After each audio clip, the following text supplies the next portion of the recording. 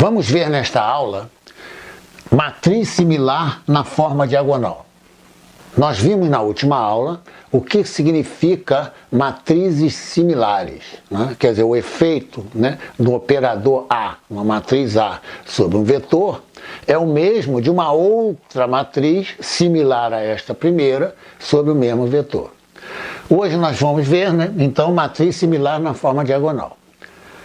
Olha só, vamos ver o seguinte: dada uma matriz A, certo? Vamos pegar uma matriz A, tá? N por N, uma matriz quadrada, N por N, vírgula. Dada a matriz A, obtém-se,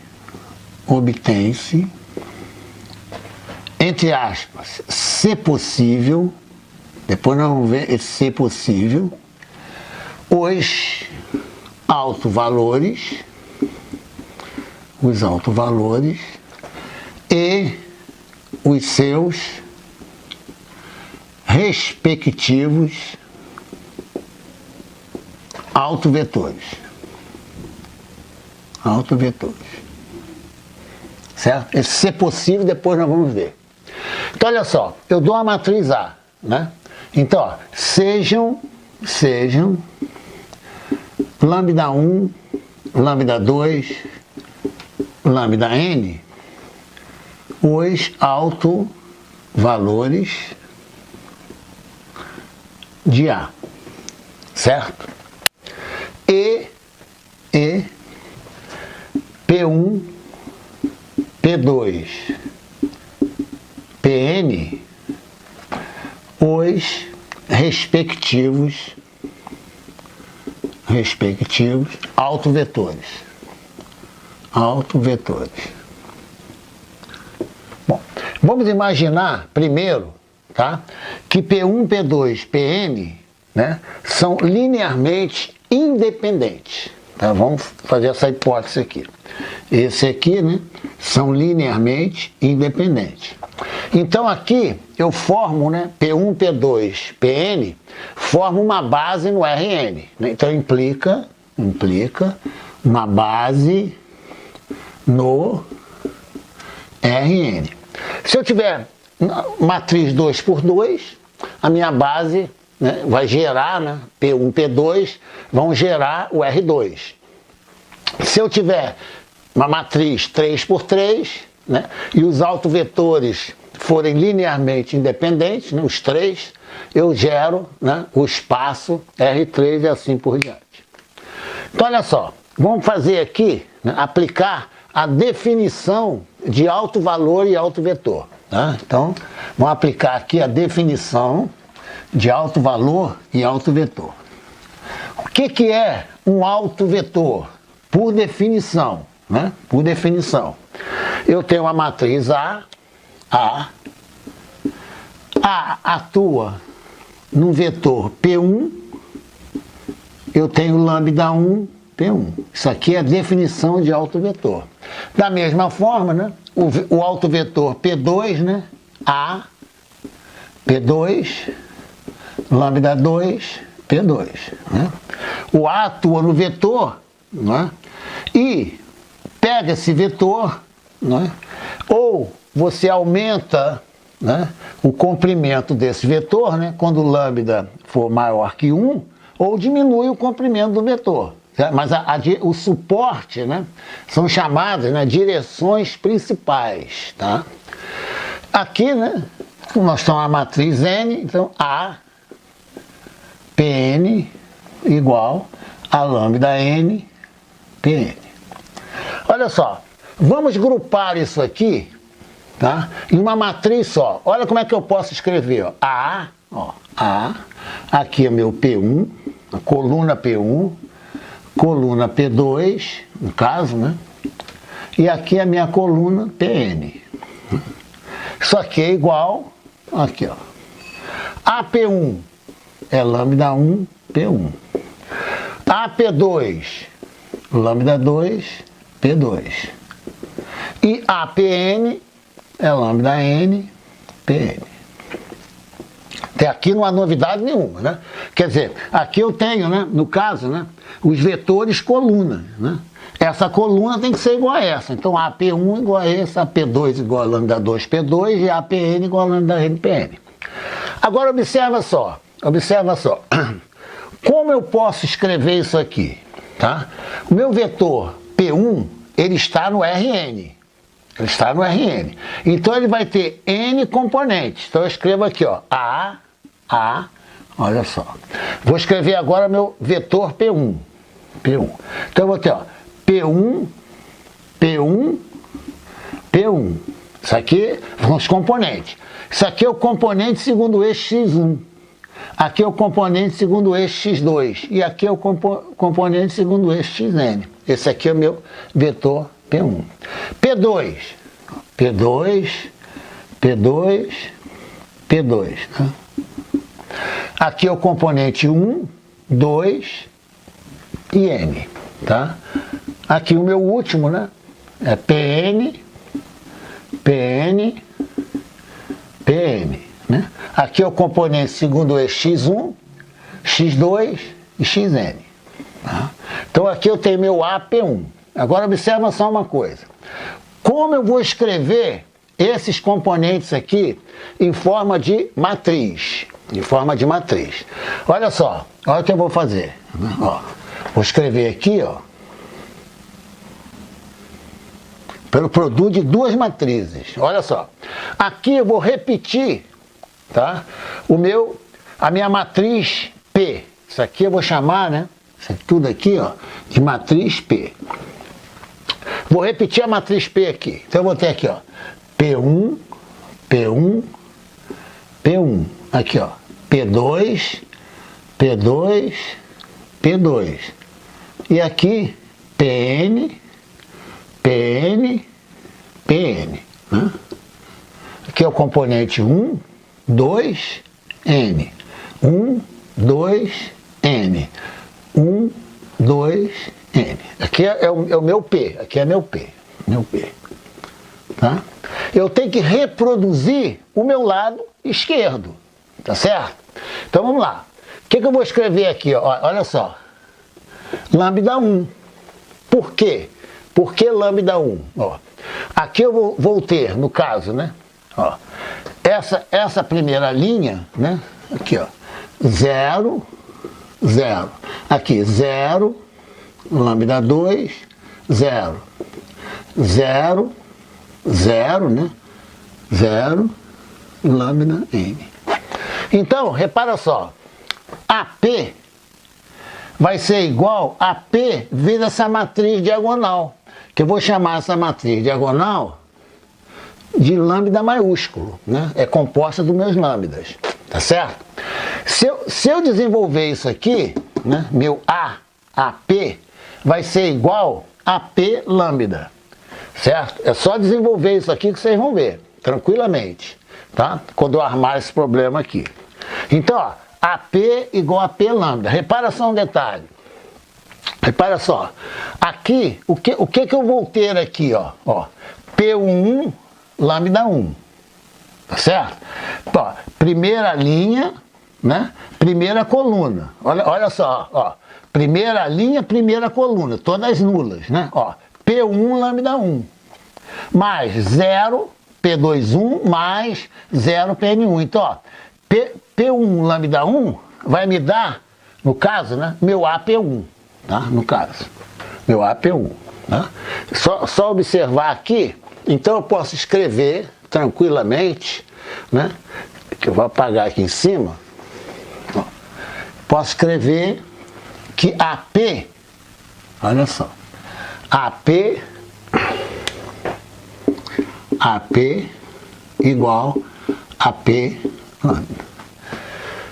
Quando a minha base, atenção aqui, ó, quando a minha base for constituída não aleatoriamente como eu fiz na aula anterior, agora eu não tenho escolha, tá? A minha base, quando ela é constituída dos autovetores correspondente aos autovalores, eu posso escrever, né, que AP igual a P lambda, certo? O meu P, tá vendo aqui, ó, é a matriz constituída dos autovetores, né? Aqui é a coluna do vetor 1, coluna do autovetor 2 e coluna do autovetor N. Então eu posso escrever assim.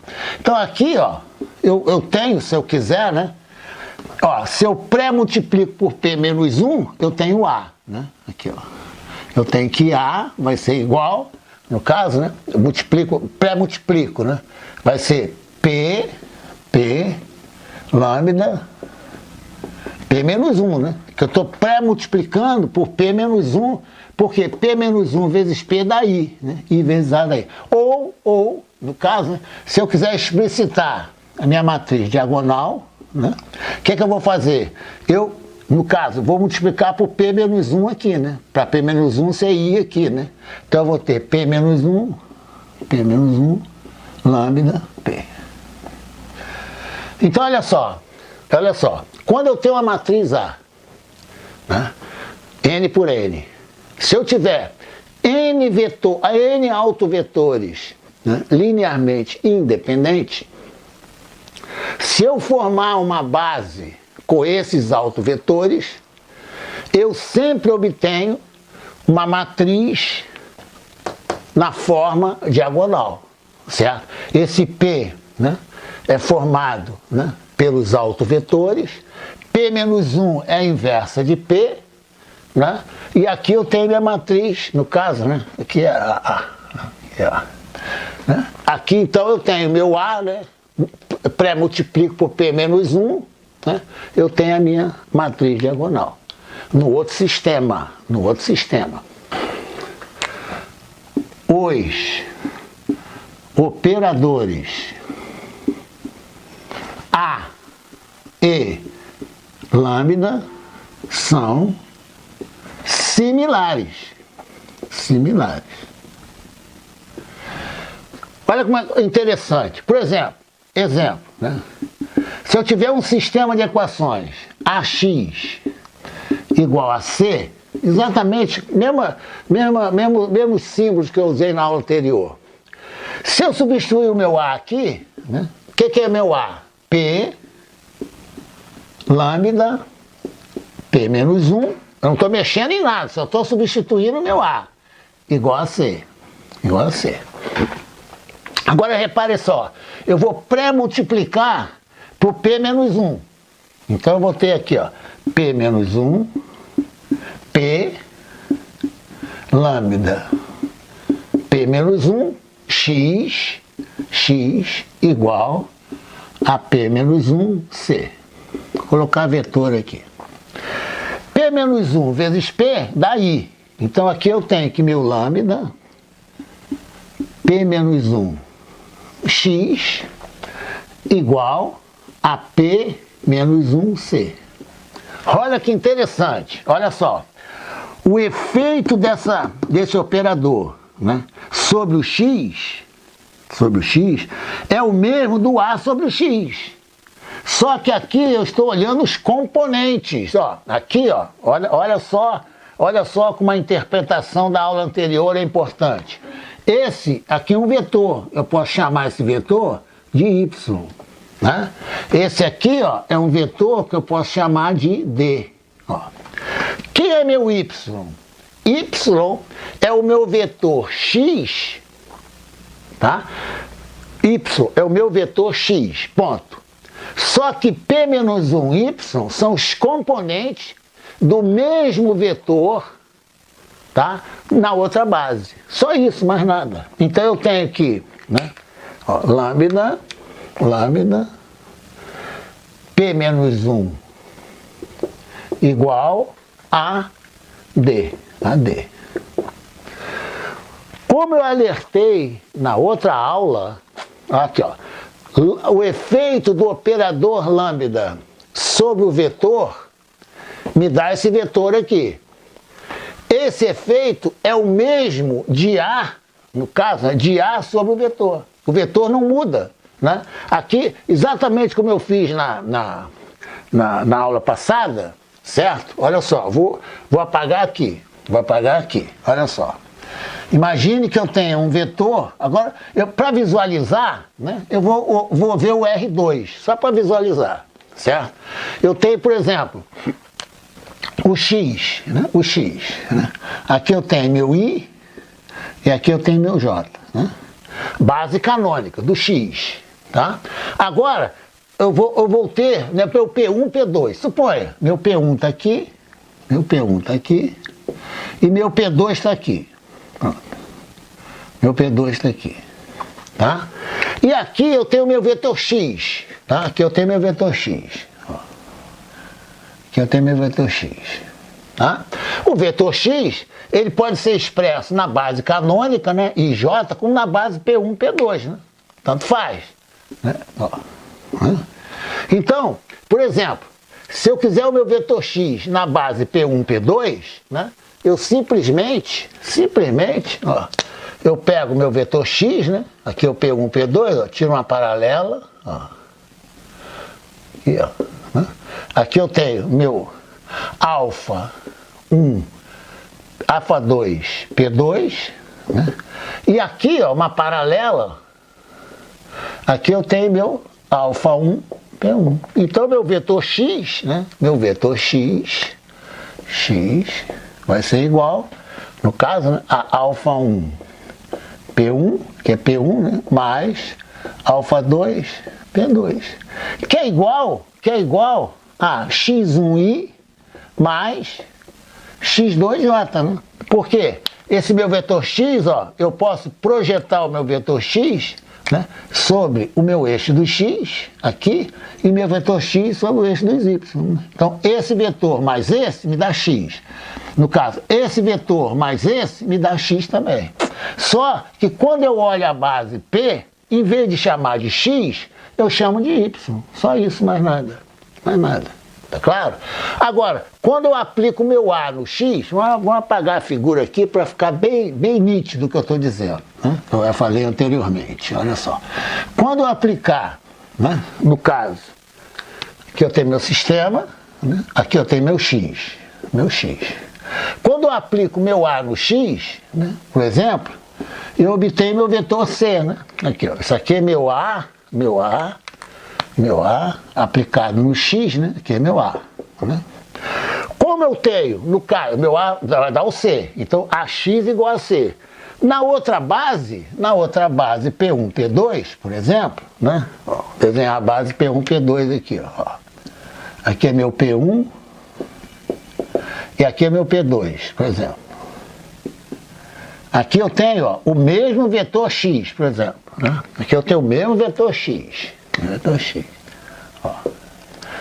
Quando eu aplicar no caso, o meu operador sigma no vetor X, aqui, ó, por exemplo, né? Ó, eu vou obter, ó, o mesmo vetor C, né? Então aqui, ó, seria, né,